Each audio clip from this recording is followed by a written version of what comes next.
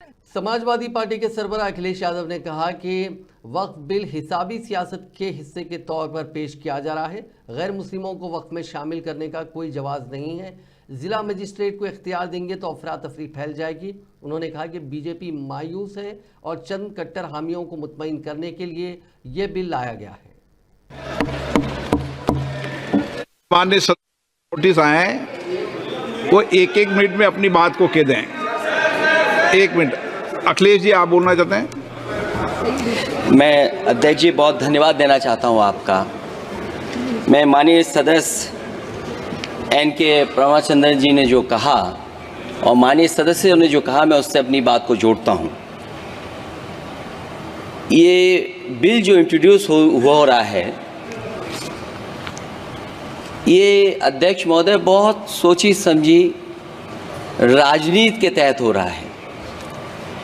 अध्यक्ष महोदय, जब लोकतांत्रिक तरीके से चुने जाने की पहले से प्रक्रिया है तो उसको नॉमिनेट क्यों किया जा रहा है?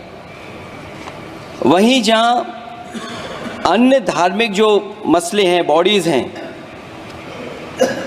उनमें कोई गैर बरादरी का नहीं आता है। मान लीजिए वक्फ बोर्ड में गैर मुस्लिम को शामिल करने का औचित्य क्या बनता है?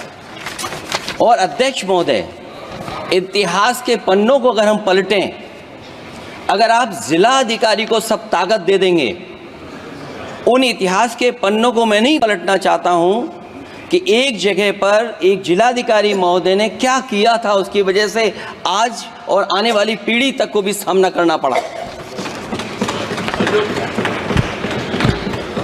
अध्यक्ष महोदय, मैं नाम नहीं लेना चाहता हूं। और अध्यक्ष महोदय, सच्चाई ये है कि भाजपा अपने हताश, निराश, आप तो इस कानून चंद कट्टर समर्थकों के तुष्टीकरण के लिए ये बिल लाने का काम कर रही है। अखिलेश जी, अध्यक्ष महोदय, आज तो हमारे आपके अधिकार कट रहे हैं।